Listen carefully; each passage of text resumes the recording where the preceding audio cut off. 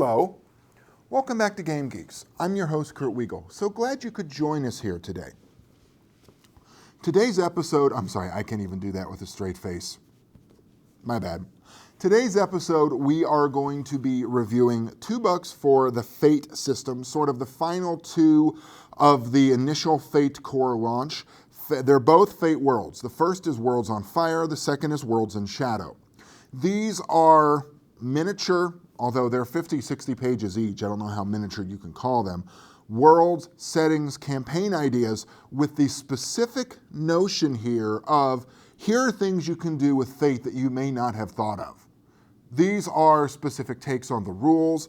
These are alternative uses of your stunts or of aspects that you may not have thought of, but still hold up really nicely in a game setting. Now, with that in mind, the other thing I want to tell you is, as you read through these, each one of these is going to have something a little bit different about it. That's intentional. One of the design philosophies behind this coming into it was make a cool world, but make some rules in it that, let's say your average reader doesn't really like that piece of a setting, but they could very easily pull these rules out and slap them into something else. The point showing off the modularity of Fate while also showing off its broad application. So to start with, we're going to talk about Worlds on Fire, first book of the series. Of the 2. Worlds on Fire brings you 6 worlds, or there's five worlds and 1 adventure that get stuck in here as well. We'll talk about those going through. Some of these are going to get more detail than others. I'm not going to lie to you about it. Some of these appeal to me more as a reader and as a reviewer more than others do. The first is Tower of Serpents, which is an adventure specifically for the example fantasy characters from the Fate core rulebook. Landon, your Zerd the Arcane, the infamous woman with a sword, all of those. It gives you a real Conan, Farford and Grey Mouser sort of feel, but it shows you really nicely how to set up an adventure that involves the character in Fate. Now this one is called Tower of the Serpents. It gives you 3 parts and it sort of breaks down how to build an adventure. The next one in the book is White Picket Witches.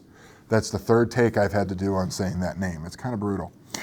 This gives you a soap operatic setting of a small island where several rich families and many poor families all have to live together in something that resembles harmony, and the rich and powerful of the setting interacting with the hoi polloi with magic thrown in on top.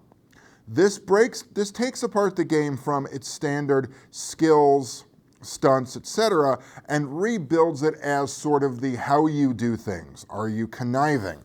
Or are you forceful? Are you savvy or treacherous? So using those as your broad skill bases, it tells you how to build conflicts in terms of what you would see on a soap opera or really soapy type of setting.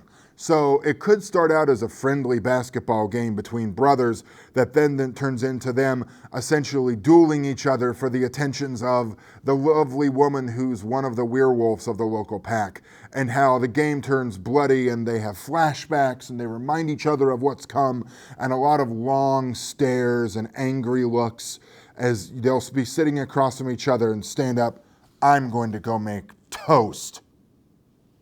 And a lot of slow, ironic clapping as people do things. You get the idea for what this is trying to engender in terms of a mood. Next up is Fight Fire, which is how to build a game where you are firefighters. Nothing particularly mystical, magical, or weird about this one, just what it says on the tin. How you are firefighters. And sort of how the Fate rules can be modeled to reflect the lives of firefighters and the people that love them, because this is a very dangerous job. Zeppelin Valkyrie is a very interesting combination of a steampunk World War II bred with Battlestar Galactica. The idea being that at the end of World War I, one of the Kaiser's great scientists fled to Africa and has now set up an army of galvanic soldiers, read robots, in Mount Kilimanjaro.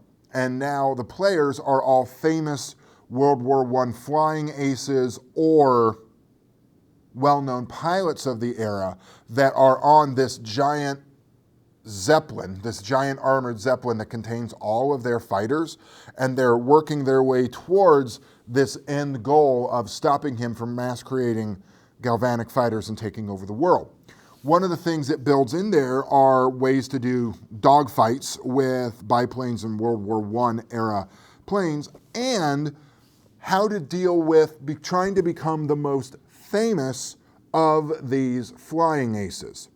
One of the more amusing pieces of this is at the end of every adventure, you have a decompression session with Ernest Hemingway as your traveling journalist, and you're explaining to him what you did and trying to become the most famous person that everyone in the paper sees. Now, most of these pilots are honestly people that I haven't heard of, but I'm not that into the era. The ones that stand out for me are Eddie Rickenbacker and Amelia Earhart are playable characters. There are also rules for how each person's fighter has certain stunts, has certain special widgets that it alone has that can help you in the overall fight against the galvanic warriors and on your way to keep them from destroying the world. It's really a cool setting. I'm curious to know how people's real play of that has turned out, because it looks fascinating, but I think it could be troublesome just from the historical aspect. But it's one of these where just the fact that they managed to breed all those ideas with Battlestar Galactica is really all kinds of cool. Next up is one of my favorite called Burn Shift, which is a post-apocalyptic setting where you are dealing with the fact that you have genetic modifications, robotic warriors, uplifted animals, all of this trying to survive in this region, which actually provides you with a map, which is kind of nice. You don't get a lot of those in Fate products. Provides you with a really nice map of where the trouble is, where the slave lords are, the local city, everything about it. It's far enough in the future that we don't quite know where it is. But if you look closely at the map in this, I looked at it and it was bugging me because I'm like, I know that area and I just can't quite, and I turned my head enough and I figured out you're kind of looking at upstate New York there. Regions of this are, now it's not an exact translation, but regions of this are upstate New York, and there are enough hints that you can find it if you look hard enough. One of the things I really like about this setting is it gives you a lot of modifications of what they call burn shifts, which are the things that take you away from being human and give you some more cool powers, but at the same time imposing some limits on you. Like there are a lot of old tech that is specifically and genetically geared to recognize pure strain humans only. And if you have multiple burn shifts, it's going to be difficult for that technology to accept you. Finally, in this book, we have Wild Blue. Now, Wild Blue, to be honest with you, is the oddest setting in the book because it is principally a Wild West setting where you're dealing with locals and you come from another area, but being in this zone gives you superpowers. So it's just unusual. The superpowers in here are more story-based and straight mechanical. It gives you a better ability at something, but it also limits you. And it's more, in my opinion, about finding your way in this setting and do you take over, or do you aid and take over, or do you try to get everyone to blend as harmoniously as you can because you're really not going anywhere. Now, this is Fate Worlds 1, Worlds on Fire. We're going to put the second one, Fate Worlds 2, Volume 2, Worlds in Shadow, in a separate episode because this one's running a little long and I don't want to blather on for too much here. I will stop and say that every one of these is going to appeal to somebody. Out of both of these volumes, there are 2 or 3 worlds that I just looked at and went, oh my God, that is cool. And I really want to dig in and wallow around in those settings. So take a look at these if you like Fate or if you are specifically looking for an alternate take on the game or just different rules you can use. For Game Geeks, I'm your host, Kurt Wiegel. Good day and good gaming.